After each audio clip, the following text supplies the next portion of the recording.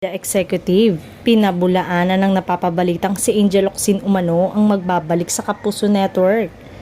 Pinabulaanan ng AdProm head ng Dreamscape Entertainment na si Sir Eric Jansalut ang isang tweet ng isang ex-user ukol sa pagbabalik umano ng aktres at host na si Angel Locsin sa Kapuso Network. Ayon sa isang tweet, latest, Angel Locsin, balik Kapuso. Congratulations!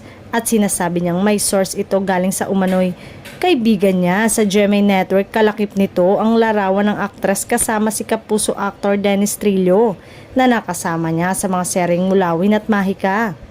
Nang nag-reply ang isang netizen sa tweet na yon, yung totoo ba? Kasama ang tags nina Sir EJS at entertainment correspondent MJ Felipe. Short but meaningful lang ang naging reply ng kapamilya executive. I doubt na nangangahulugang pagtanggi niya sa espekulasyon. Matagal nang maugong ang balitang ito mula nang huling napanood sa public service program na Iba Yan na umere noong 2020 hanggang 2021. Matagal nang nananahimik na ito sa limelight.